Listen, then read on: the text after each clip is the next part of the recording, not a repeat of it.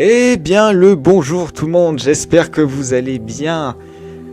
Ah, bonne nouvelle, très bonne nouvelle. Nous allons quitter Vimeo pour atterrir ici sur YouTube. Ah, comme ça, vous aurez accès à tous les cours. Voilà, parce que sur Vimeo, je devais retirer à chaque fois les précédents cours. Voilà, donc là, vous aurez accès, vous pouvez retourner sur les précédents cours si cela vous intéresse. Voilà, bien sûr, n'hésitez pas à vous abonner et à activer la cloche pour avoir les notifications des prochaines vidéos à venir, donc les prochains cours. Bien sûr, une annonce et un partage de liens seront faits sur Telegram. Voilà, et évidemment, si vous avez aimé la vidéo, n'hésitez pas à mettre un pouce bleu. Et si vous avez des questions, des choses que vous n'avez pas compris, n'hésitez pas à le mettre dans les commentaires. Comme ça, je pourrai directement interagir avec vous. Voilà, nous allons commencer le cours donc, sur le thème des lieux telluriques. Mais d'abord, et ce qui serait plus qu'intéressant de le faire en premier lieu, c'est de vous parler de l'énergie tellurique. Vu qu'il n'y avait pas de cours sur le sujet, on commence sur l'énergie tellurique pour ensuite parler des lieux telluriques. Avant de commencer, je vais invoquer la Pancine. La petite Pancine qui sera le tableau du cours.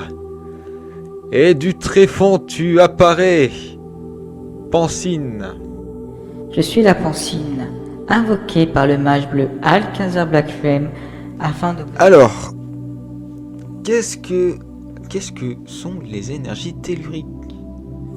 Alors, quand on parle de tellurisme, donc c'est une influence ou magnétisme exercé par la Terre sur les organismes vivants. Donc, en fin de compte, il faut se rappeler que la Terre émet des pulsations rythmées qui émergent à sa surface et s'organisent en bandes telluriques, superficielles et profondes. Alors, déjà, ce qu'il faut comprendre, c'est que cette énergie, donc c'est une énergie, parmi tant d'autres, mais nous n'avons pas abordé ces sujets-là. Alors, elle a une influence sur la Terre ainsi que les organismes vivants.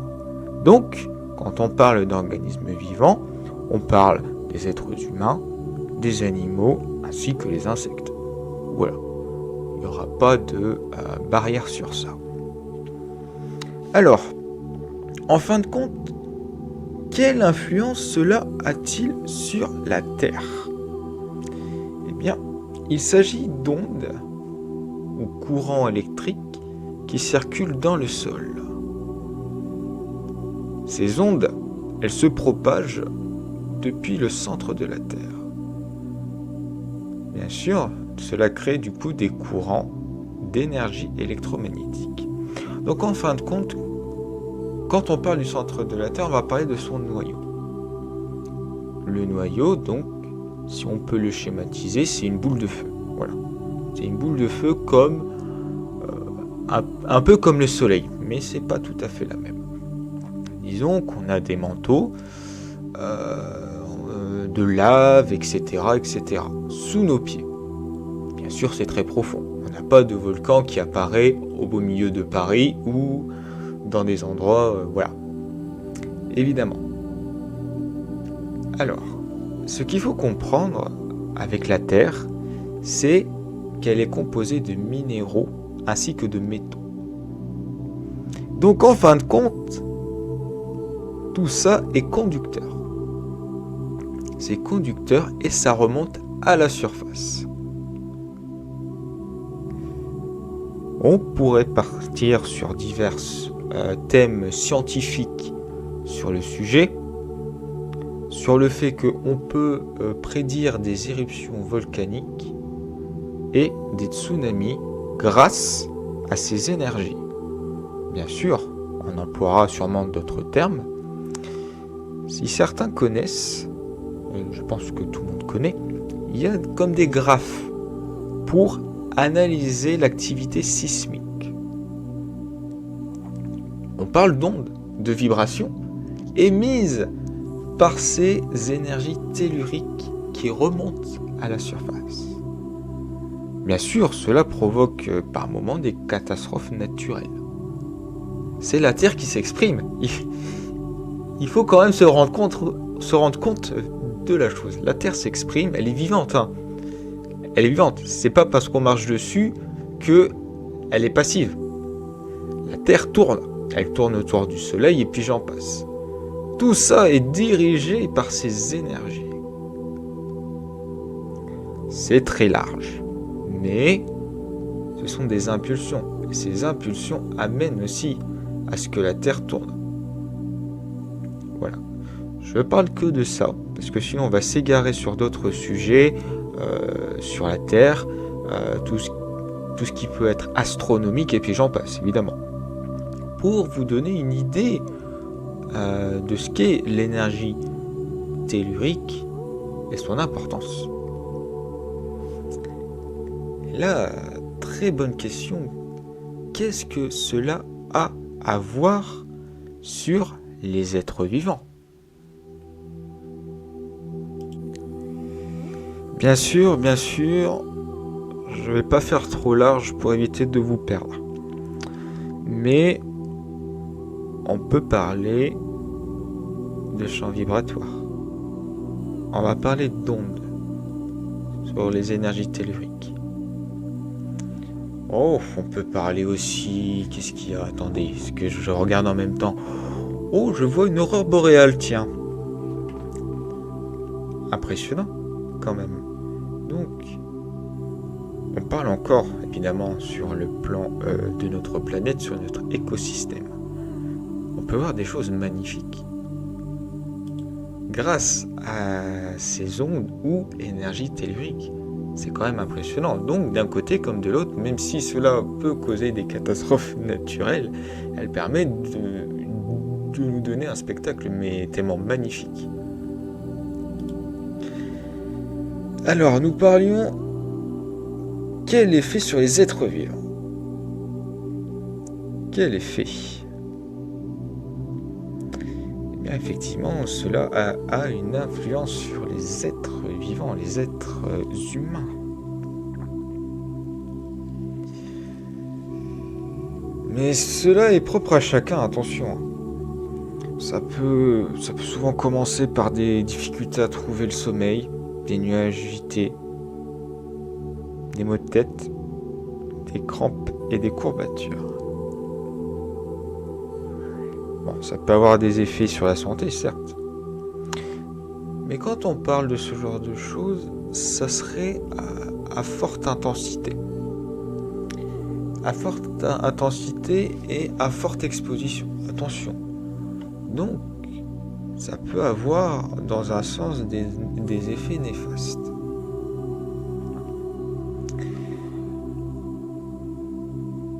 Après, il peut y avoir du bénéfique. Parce que, en fait, le fait de les ressentir un tant soit peu peut nous donner des indications. Des indications sur quoi? Sur notre environnement. Bien sûr, en effet en chaîne.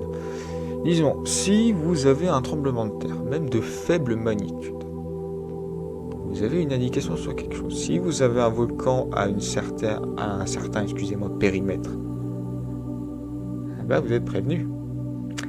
Vous vous dites, je vais peut-être pas rester là, moi. Voilà. C'est un exemple parmi tant d'autres.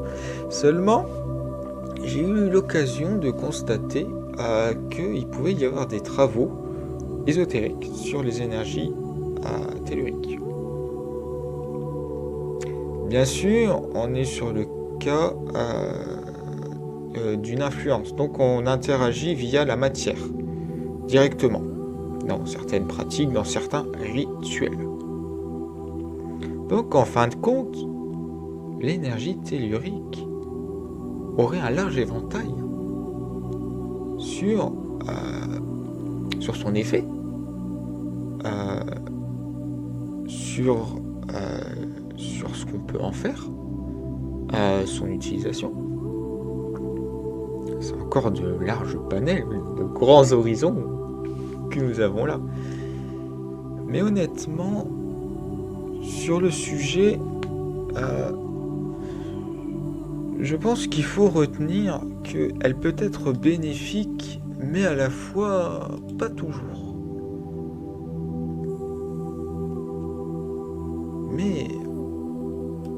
Mais dans ce cas, quelles sont ses vertus alors?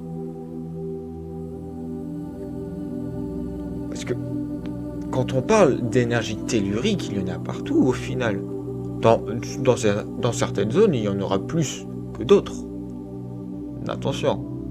Mais si elle est constante, si elle a un si grand impact,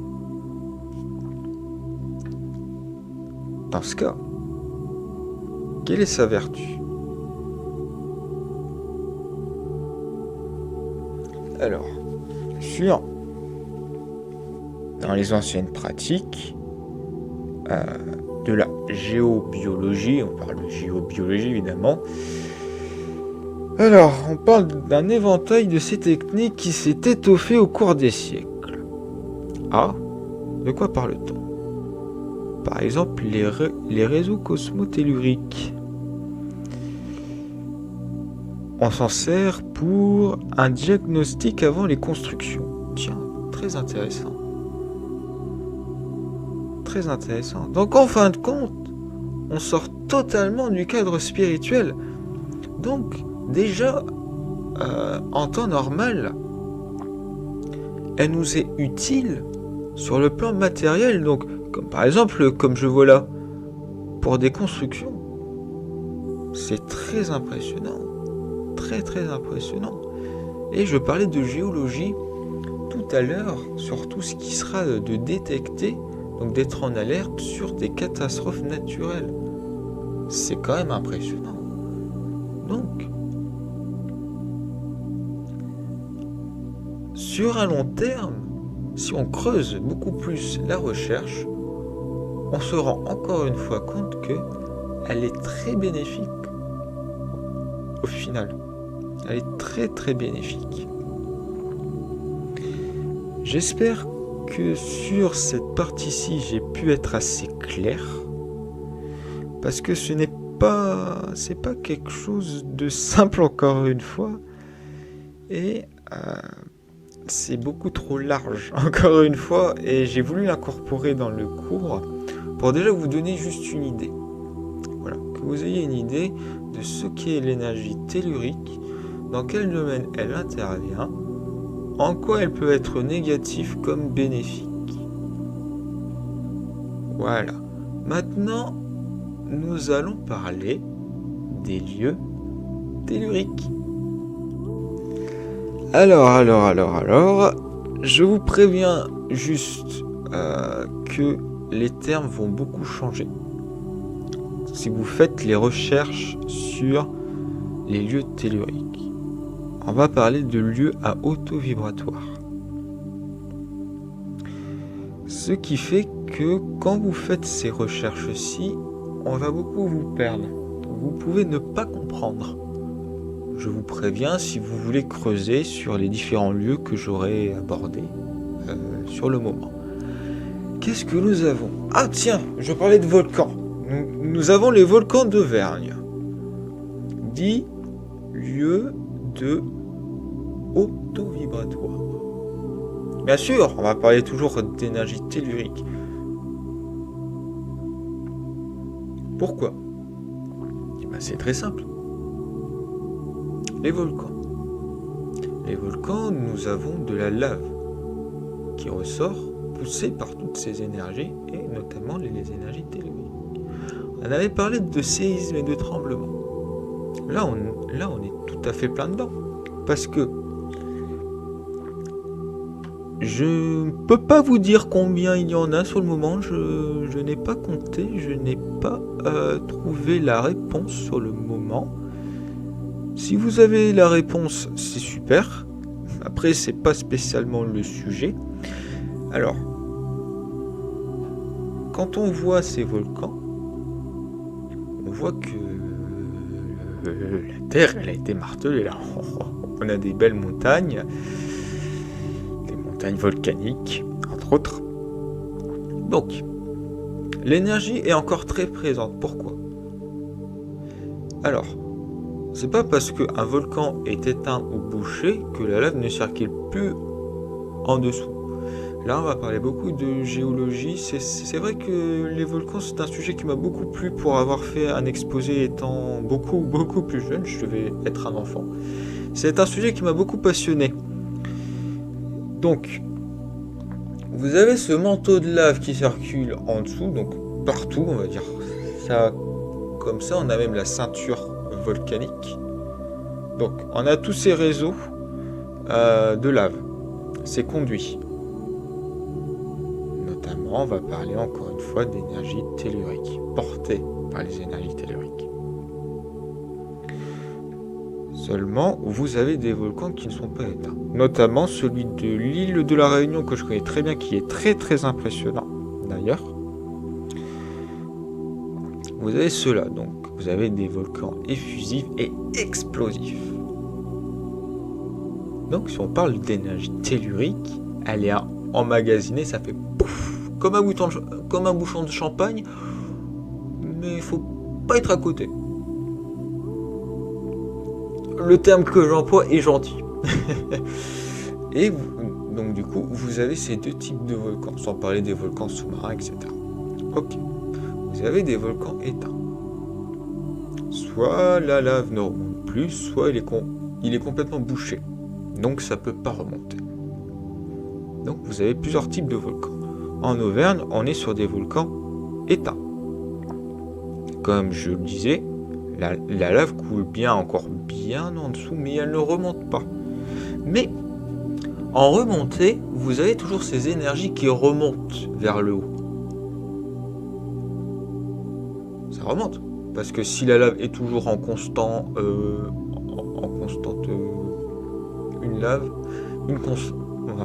ça sera pas fixe, ça va toujours être en mouvement. Donc du coup, c'est pour ça que cette zone est chargée en énergie tellurique. Déjà pour le premier exemple, qu'est-ce que nous avons? La propriété de Dorgemont en Guadeloupe. Ah, je ne connaissais pas ça par contre.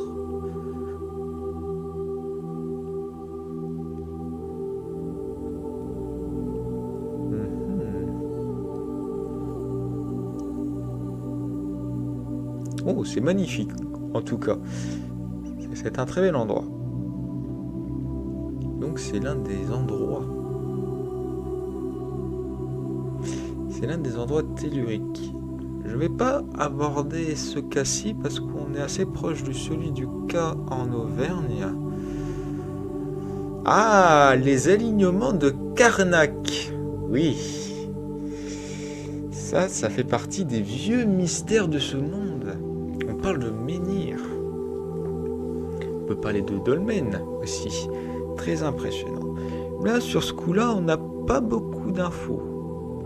Seulement que des pierres ont été posées à chaque fois.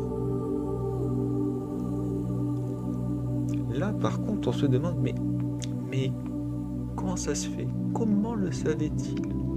Très bonne question. Et comment ils ont fait pour transporter des gros blocs? Ça, ce sont des mystères datant de... Même en Égypte, on se pose encore la question. On a juste trouvé comment ils ont fait pour faire une seule et unique pièce de précision. C'est la seule chose qu'on a trouvé. On a trouvé comment ils ont fabriqué les obélisques. Voilà. On n'en est que là. Maintenant, les transporter, on n'a toujours pas trouvé. Donc, alors, ce que je peux vous dire sur le sujet, c'est que au niveau des pierres, vous avez cette circulation tellurique. Et ça a été prouvé scientifiquement. On se demande, est-ce que c'est pas un réseau en dessous ou au-dessus, etc. Oh, très bonne question. Beaucoup d'études ont été menées sur le sujet. On a eu des menhirs qui saignaient, tiens. Donc, un menhir qui saigne, c'est particulier. On serait en droit de se demander, est-ce que tout cela ne serait pas ésotérique, lié à d'anciens rituels de druides, de chamans, etc. Eh bien, je pense que oui. Je pense que tout ça est lié. Donc, spirituellement, ces lieux telluriques, quand on parle de menhir, etc., sont connectés. En fait, il y a encore une interconnexion. Je pense que c'est comme une frontière des mondes. Parce que, imaginons que via l'énergie tellurique, ça a une interaction sur le plan physique. Est-ce que de l'autre côté, ce ne serait pas possible? Oui, j'ai parlé du fait que des travaux ont été menés sur l'interaction sur les énergies telluriques. Donc cela est fort possible. Donc, on est sur quelque chose à la fois de spirituel, ésotérique et matériel. Waouh! On a trouvé le noyau, le pépin, le centre des choses. C'est quand même impressionnant. Comment ça s'appelle? De toute façon, je vais vous mettre l'image. Voilà. Alors, je n'ai plus le nom. Je l'afficherai si je ne l'ai pas retrouvé sur le moment. Alors, nous avons ces menhirs qui ont été posés là. Nous avons cela. Waouh!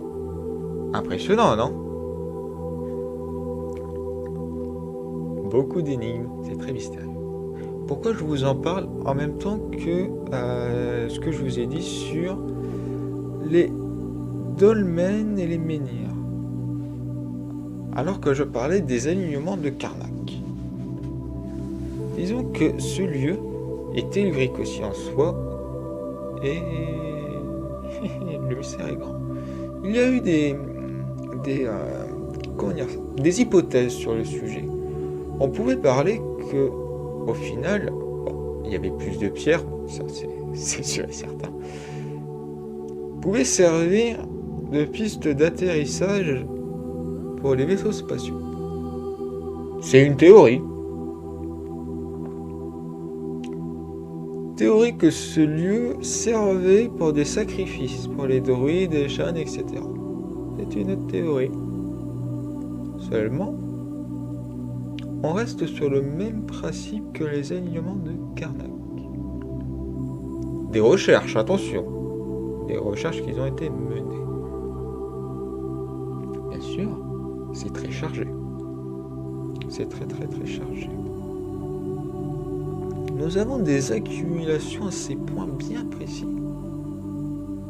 Après les alignements de Karnak, disons que ça trace une ligne. C'est un chemin tellurique. Je suis d'avis de penser que des chemins telluriques ont été créés pour amener beaucoup d'énergie tellurique à un même point.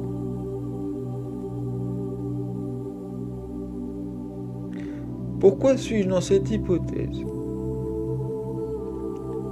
Parce que pour que de l'être humain il y a de telles zones, je suis persuadé qu'il y avait une conscience déjà à l'époque de cette énergie pour les utiliser. Autre cas.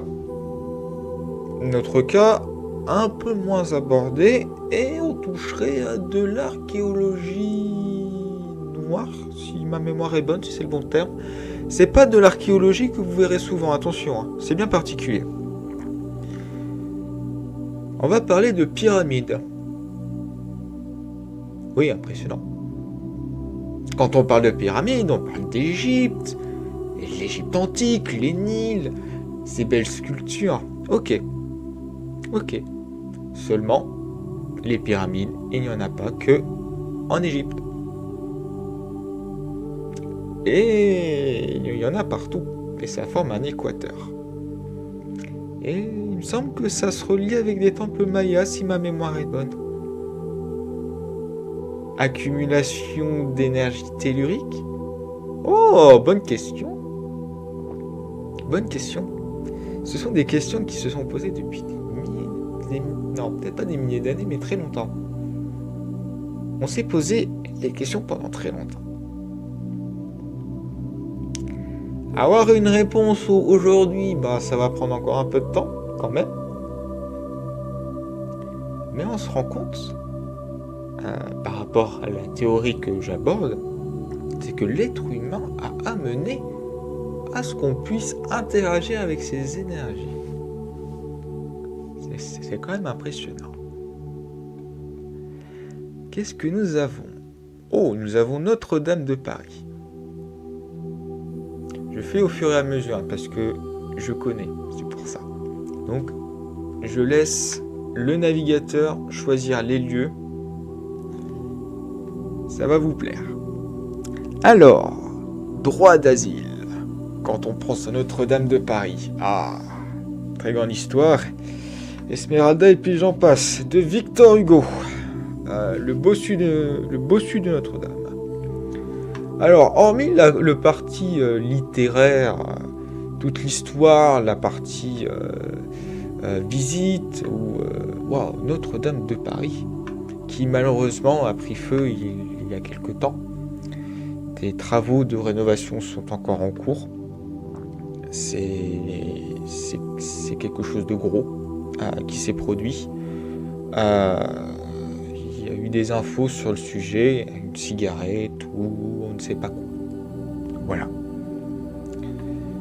Mais vous inquiétez pas, il va être réparé. C'est quand même normal. Mais ça, c'est une autre histoire. Pourquoi parle-t-on d'énergie tellurique dans ce cas? Alors, une cathédrale, une église, qu'est-ce que c'est? Alors, pour définir avec des termes un peu plus pédagogues, nous sommes sur des lieux de culte, où l'on pratique un culte. L'on prie. Il y a des messes. Puis j'en passe et puis j'en passe. Une cathédrale, c'est très grand. Donc pouvant accueillir beaucoup de monde. On avait étayé précédemment que l'énergie tellurique avait un impact aussi sur les êtres vivants. Donc, à force, ça a été amené pour dire c'est une zone, un lieu tellurique. Ah bah oui, à force. Mais pas seulement.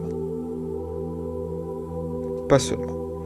Disons, quand on parle d'énergie, prier et faire des messes crée une accumulation d'énergie. Dans d'autres cas, il n'y a pas de blasphème, attention, sur le sujet. On parle d'énergie égrégorique. C'est juste un terme. Attention, on ne blasphème aucune croyance, on ne dit pas que c'est un égrégore. On parle d'énergie égrégorique. Pourquoi? Parce que c'est une accumulation d'énergie créée par l'être humain. C'est lié. Troisième chose. Dans les précédents lieux que nous avons évoqués, on a parlé de roches, on a parlé de pierres, de menhirs, de dolmens. Ok. Une cathédrale est en pierre. Qu'est-ce que la pierre? La pierre est un minéraux et un conducteur. Et oui.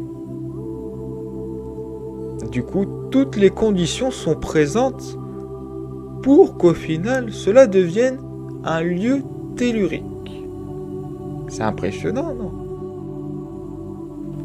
On comprend encore des choses sur l'énergie tellurique. C'est que l'être humain, et dans ma théorie précédente, et ça tombe bien qu'on en arrive là, que alors, l'être humain amène l'énergie tellurique en un point. Bien sûr, c'est pas venu du jour au lendemain. Ça a pris un certain temps. Oui. Mais chaque lieu déjà abordé ont quand même un certain âge.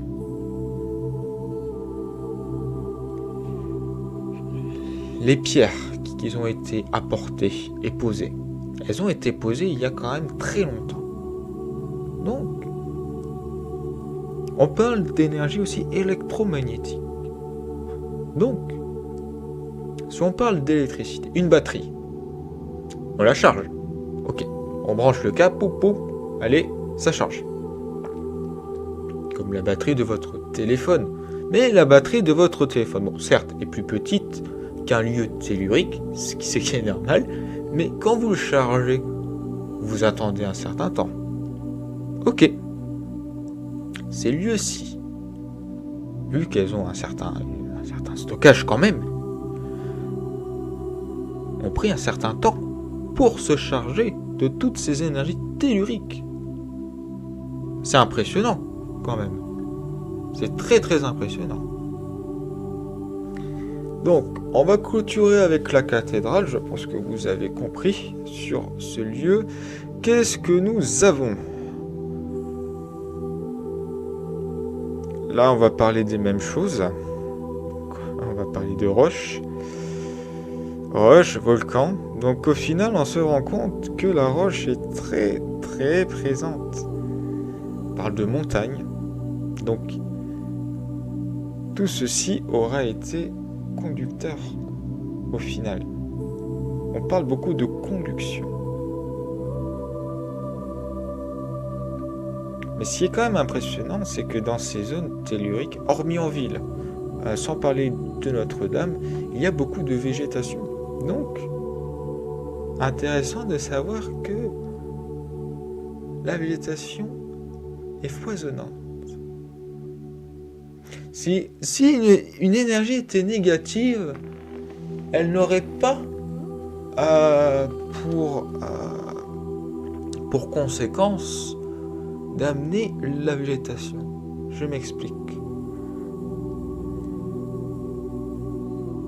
On parle de main verte pour les personnes qui jardinent, etc. Ok. Bien sûr, ne faites pas de généralité. Je n'ai pas la main verte. À bien comprendre. Mais dans certains cas, c'est parce que il y a une énergie mauvaise. Donc les plantes vont automatiquement mourir. Dans le cas des possessions comme évoqué dans le précédent cours, aussi. Énergie négative.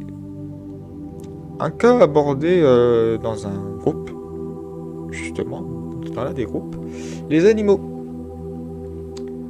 Avec les animaux ne sont pas débiles. Ils sont très intelligents et ont un très très grand instinct. Chien, chat et puis j'en passe.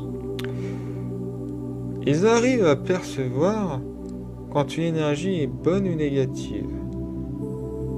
Ils sont capables de défendre, même si il n'y a pas de geste brusque. Donc, ce qui étaye encore un peu plus la chose, c'est que l'énergie tellurique n'est pas mauvaise, mais elle n'est pas si bonne que ça, attention. Disons que c'est un point d'équilibre, parce que si elle agit sur les volcans, sur les tsunamis, les tremblements de terre, elle amène à conséquence. Tout simplement. Bon, j'ai fait le tour des divers lieux telluriques que j'avais, ce qui m'a été proposé par le navigateur. Et si je poursuis, je vais vous répéter exactement les mêmes choses. Donc, je vais regarder s'il y en a d'autres. Parce que ma mémoire... Ah, si, j'en ai un à vous proposer. Est-ce que les lignes de Nazca vous disent quelque chose?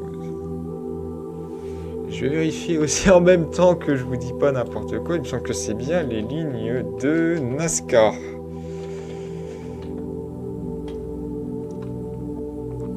Alors, beaucoup se demanderont, est-ce que c'est bien un lieu tellurique? Oui, donc du coup c'est bien ça. Oui et non.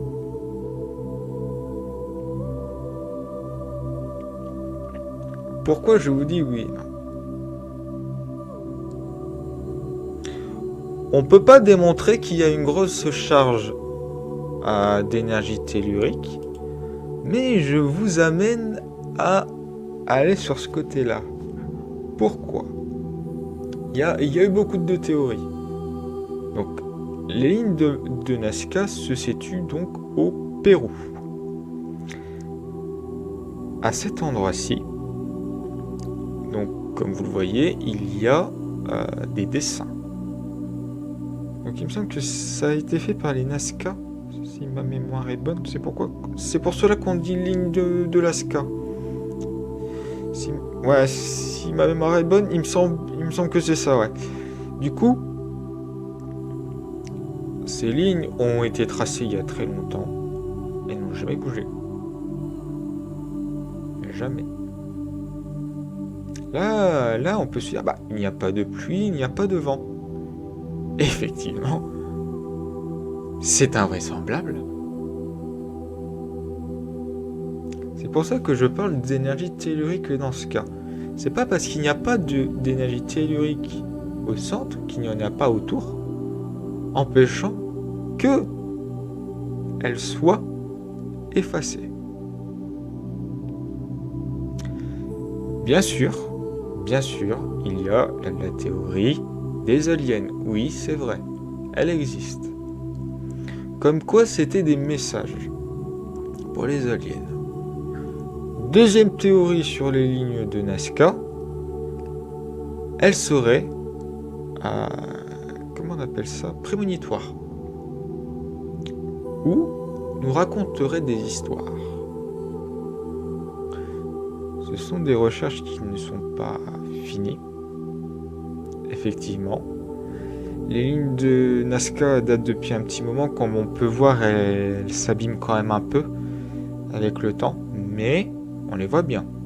On les voit très bien depuis le ciel.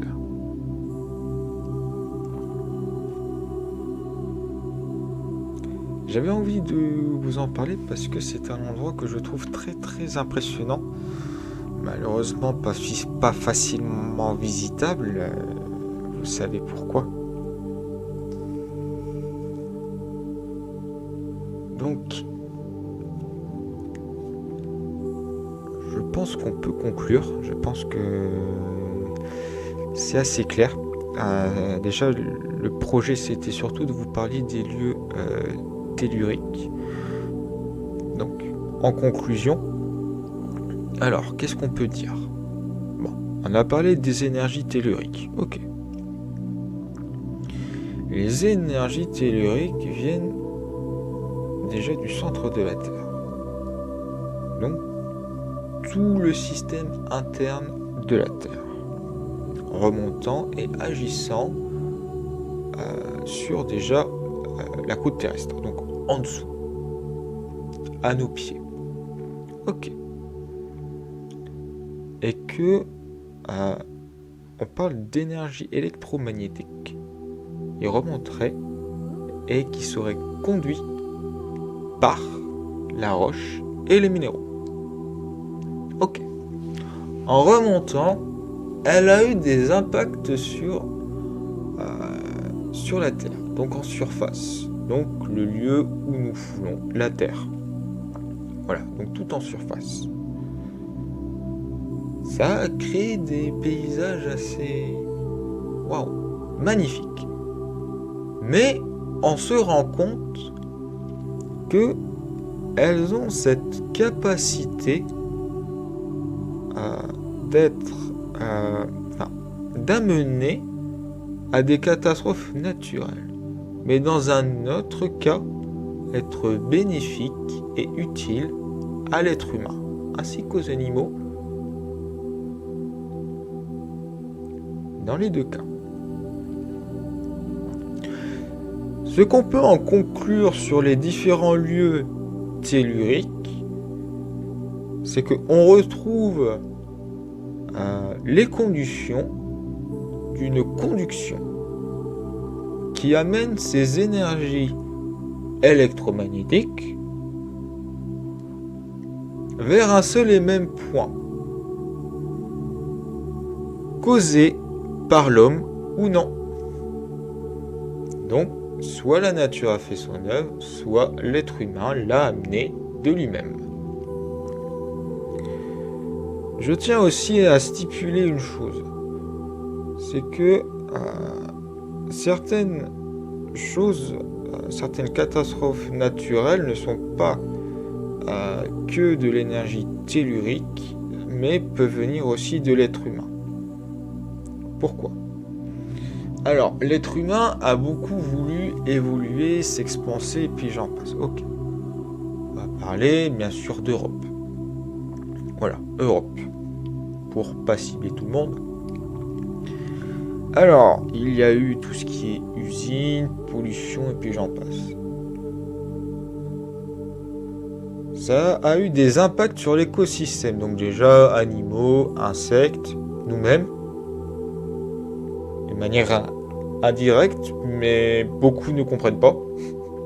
Comme les poissons qui mangent le plastique et le poisson il finit dans notre assiette. Cadeau. Voilà. Karma. Alors, cela n'a pas eu que des impacts sur la géologie et sur les êtres humains. Ça a eu un impact sur ces énergies telluriques. Forcément, on les a dérangés dans leur travail habituel. Donc, quand on parle de catastrophes naturelles, c'est pas que les énergies telluriques, ce n'est pas que la planète elle-même. Il y a eu des choses qui se sont passées, qui ont amené à la chose. Après, la théorie de la fonte des glaces, c'est propre à chacun, attention. Je suis persuadé que ça peut être un cycle de la Terre, c'est possible. Seulement, je suis d'avis à penser que ça a été accéléré. Voilà. Ce n'est que mon avis sur ces choses-là. Donc, maintenant, je pense que vous avez compris les interactions. Non. Déjà, dans un premier temps, appris qu'est-ce que l'énergie tellurique, comprendre, et ses interactions. Voilà. Quand on parle d'énergie, et vu qu'on n'a pas abordé le cours, il y a beaucoup d'énergie qui circulent, différentes, qu'elles soient matérielles ou non. Quand je dis matériel, défini par la science. Défini par la science. D'autres énergies définies spirituellement ou en termes ésotériques. Voilà.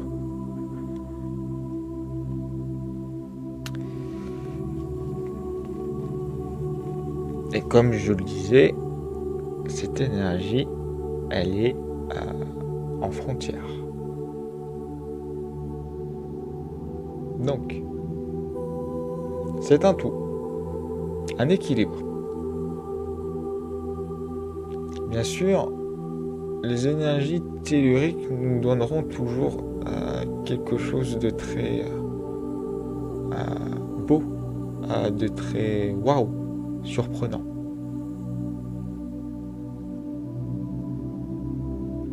Peut-on les maîtriser ? Non. Pas totalement. À un certain pourcentage. Seulement, comme la plupart des énergies, elle est vivante. Elle n'est pas fixe. Mais elle circule dans tout notre réseau. On peut parler encore de beaucoup de choses sur les énergies telluriques, mais on partirait du cadre spirituel. On serait plus dans un cas scientifique du sujet.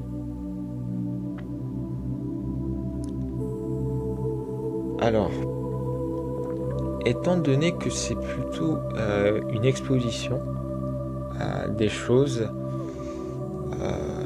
je n'ai pas d'exercice sur les énergies telluriques. Déjà, le cours, c'était sur les lieux telluriques. Je vais regarder. Alors, énergie... non. Exercice.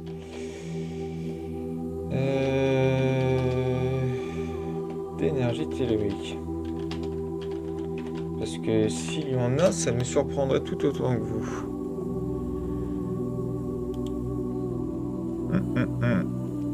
Non, ça va... Non.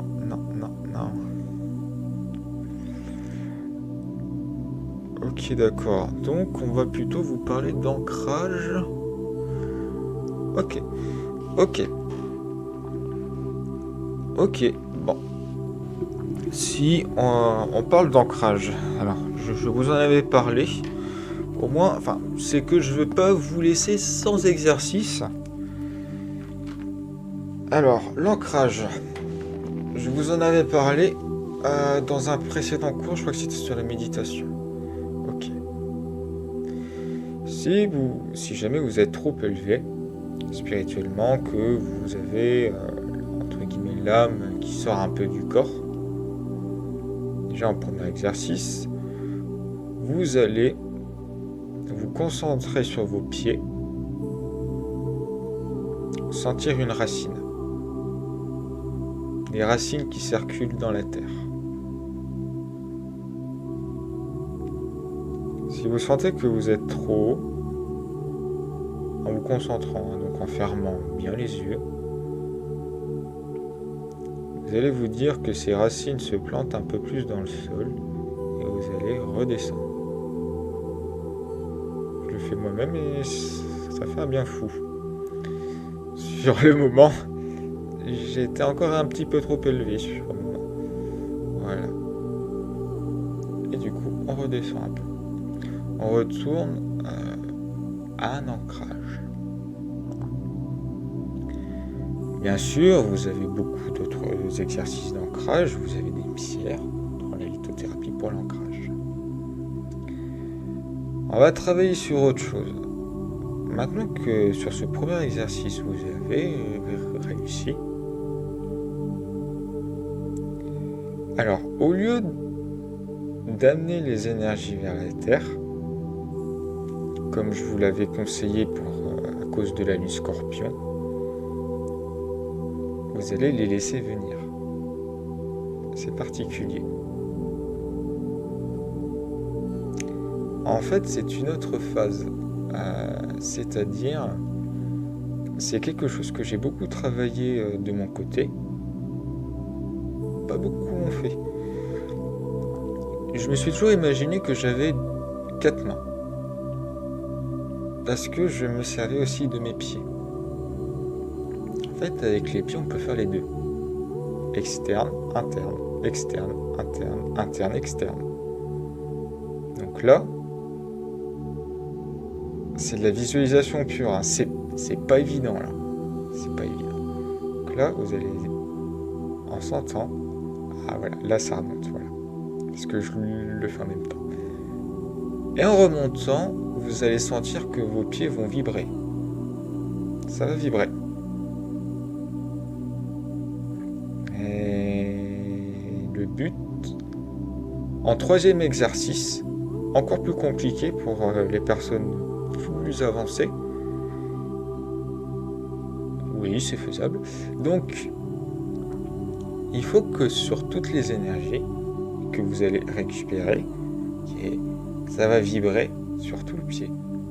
Vous allez vous concentrer donc en premier. En termes généraux, ça vient toujours au centre du pied. Il faut que ça vibre du talon jusqu'à vos orteils.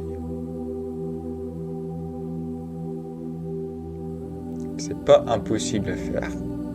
J'ai même réussi très rapidement à le faire. Donc, je pense que vous pourriez le faire. Peut-être ça prendra plus de temps, attention. Hein. Je ne me dis pas que... Bon, voilà. Donc, je pensais pas vous en donner des exercices, mais je suis très content que j'ai pu vous en trouver. Parce qu'on tombe sur l'ancrage, et l'ancrage c'est très très intéressant, et puis ça fait du bien aussi un petit peu. Wally voilou. Bon, alors c'est un sujet de cours que j'ai pas l'habitude d'aborder, donc j'espère qu'il vous aura plu. Voilà, que vous avez bien compris. De toute façon, comme je vous ai dit, allez dans les commentaires, posez vos questions s'il y a des choses que vous n'avez pas compris. Voilà. Les exercices. Donc je vous laisse faire les exercices. N'hésitez pas aussi sur les questions, etc. sur les exercices. Donc, je vais donner 3 exercices. On va faire un petit récap. Donc, l'ancrage. Donc, les racines, vous redescendez. Deuxième exercice, faire rentrer l'énergie par le pied. Donc, on étire les énergies. Ok. En troisième, que les énergies rentrent sur tout le pied. Donc, que les vibrations se fassent du talon jusqu'à l'orteil. Je pense qu'on est bon. Donc, n'hésitez pas à vous abonner, à cliquer sur la cloche pour être notifié des prochains cours. Voilà. Donc, on se retrouvera très prochainement, donc dans les 5 jours qui arrivent. Voilà. Et sur ce, je vous souhaite une bonne fin de journée ou une bonne soirée.